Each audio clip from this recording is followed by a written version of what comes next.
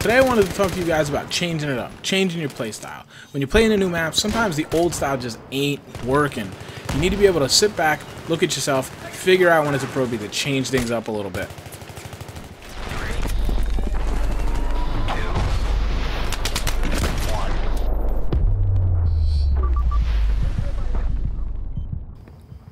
Hey guys, how's it going? Kulprit here, and today I want to talk to you guys about, changing up playstyle and changing it up a little bit, just getting out of your comfort zone, so to speak. And there's a variety of different reasons why, somebody would want to do that. I'm talking about this specifically because I'm going through it right now. New map pack, coming back from a long layoff with Battlefield 3. Sometimes you've got to kind of look yourself in the mirror and realize that, as much as it might be like riding a bike, you do have to practice a little bit. You got to slow it down. You're not going to be hitting any sweet jumps right away. You just got to kind of get your legs back under you. So, as you can see, obviously you saw in the teaser, you see here, you're seeing a different look from me than you used to see. And you're seeing some kind of a magnified scope, I guess. The words are escaping me right now. Basically, I'm running with the ACOG. It's not the ACOG. It's 3.4, whatever, aim point kind of scope. You don't see that from me very often. And you also notice on the front of the AUG, which you have seen me use the AUG quite a bit, is the 320 grenade launcher. So two things that are relatively out of character for me.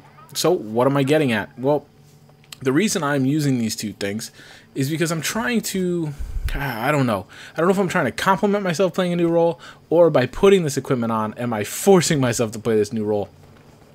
In any event, I haven't gotten to clock as much hours as a lot of these people on the servers, and a lot of you hopefully have, just due to real life stuff. But I mean, I'm up to about 8 to 10 hours now, so I've got a good chunk now. But basically, I lack map knowledge compared to probably the average player in these lobbies right now.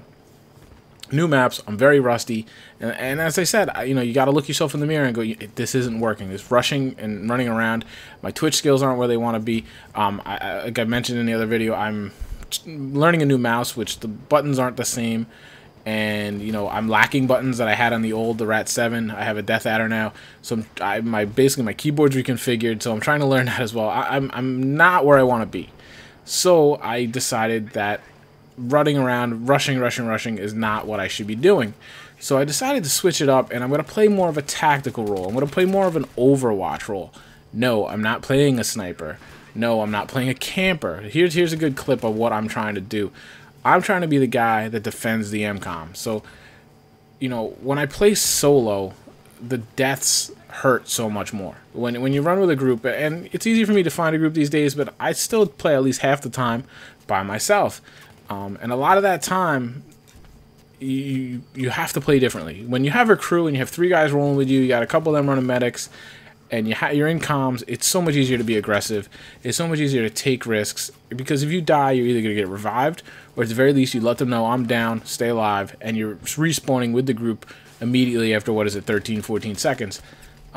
It's so much more fun. It's a quicker game. It makes you as a group just so much more lethal. Now, when you're playing by yourself, you don't have these luxuries, so every death really hurts because you're literally starting back over.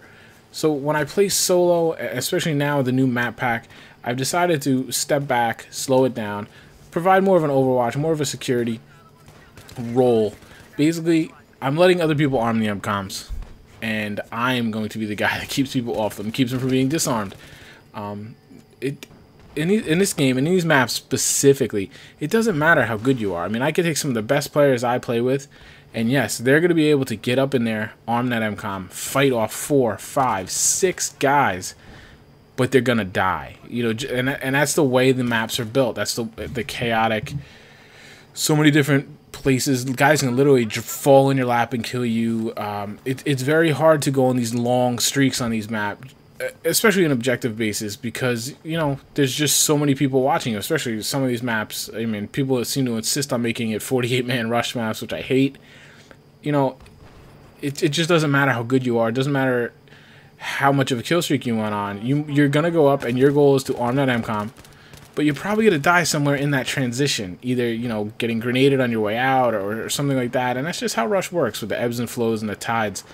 So it's just as important to hold and defend that MCOM as it was to arm it in the first place. So that's what I try to do. You see here too, instead of running into the palace, because I don't really know the layout very well yet, I don't know the nooks and crannies, my game is not where I want it to be, I try to, you know, post up and find a good position. I try to thin them out. I try to weaken the defenses. I try to kind of, you know, soften them up for those guys that are going to be the tip of the spear, that are going to go in there and try and get the arm. There's nothing wrong with this, guys. I mean, this is not camping. I'm not sniping here. I mean, if you wanted to use a sniper role here, that's perfectly fine as long as you're achieving the same objective. It's just an alternate style of play that I've taken on when I'm playing solo lately. And, you know, I find as I rush more when I'm in a group and then I do this, I find both enjoyable. And I think it rounds out my game a lot better. But as I alluded to in the beginning, I mean, you just do have to kind of look yourself in the mirror. More importantly, you need to kind of look around the lobby when you get in there. You know, nowadays, you know, Battlefield 3 is not really the flavor. Well, it might be the flavor of the month right now with the new expansion pack, but it's not the new game. It's not the trendy game. It's not the one, you know, the game that kids are just looking in the store window and they're like, yeah, I'll give that a try. So there's not so many casual players anymore. Now, I'm hoping that'll change, and around Christmas we'll see some nice discounts on Battlefield 3, and, you know, we'll get a lot of influx of new players. New players are always good, especially for servers and things like that. But typically your average player at this point in Battlefield 3 is pretty much a veteran at the game. There's not a whole lot of quote-unquote noobs. I mean, there's bad players, but there's not really any noobs out there. So make sure you take a good look at the lobby when you're playing and try to figure out, are you the noob? And by that I mean, again, like I told you, my game is rusty. I am a noob on these maps. I look around, I see a lot of 80, 90, 100 you know, kernels, which I've always told you that can be misleading, but, you know, these are only some of the clues that we have to build on. You might have to realize that maybe I'm a little over my head in this lobby, and that's fine. That's good to challenge yourself. That's what I look for. But you have to identify the fact that there's some really good players in this lobby. Perhaps I shouldn't try to be Rambo and take everybody on by myself. I'm gonna slow it down. I'm gonna see what the opposing team's got, and I'm gonna play it slow. I'm gonna play it smart. I'm gonna use cover. And I'm going to play a little more of an Overwatch kind of role, and that's been working for me. You know, I don't pull the huge scores. I'm not pulling. I mean, you can if you get them really where you want them and you find a good position, man. You can really rack up the kills. But in my opinion, and I think in the eyes of most people that really kind of play the objective, they understand that you don't have to be planking on the MCOM in order to be playing the objective. You don't have to be making love to it. You're still playing the objective. Even if you're 100 yards out, you know, even if you don't arm it or disarm it or whatever, you might not get a single arm all map, all game, but you can be the MVP. That's I have no doubt about that. I'm not saying I did in this match, not really. I just kind of use this game footage because it shows the, you know, kind of the distance, you know, kind of step back kind of approach I'm talking about.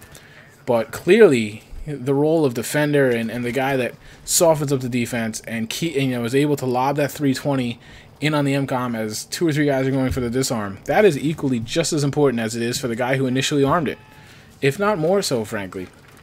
So don't be afraid, guys, to play slow, play a little more smart, play smarter, a little more methodical. Your game will improve for it. Like I've always said, slower is better. You know, move slower to go faster. As I've been corrected since then, you know, slow is smooth, smooth is fast, and that is easily my Battlefield 3 slogan. It's so very true.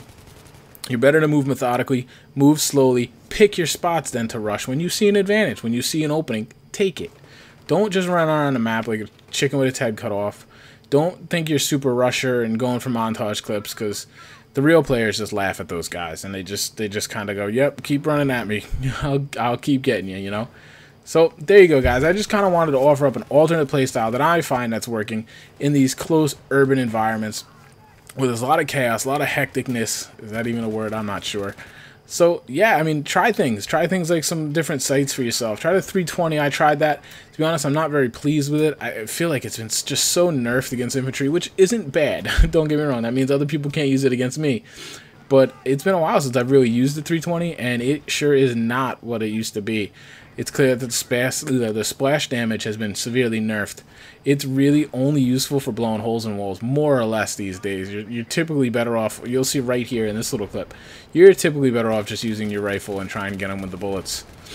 So there you go, guys. I hope I kind of maybe opened your eyes to a little something. If you enjoyed the video, always appreciate a like or a favorite. And if you think your friends would be interested, share it with them, please. Support definitely helps me out. Hope you guys are enjoying Aftermath. I know I am. I'm enjoying it a ton. And yeah, I hope you have a good day. Take care, guys.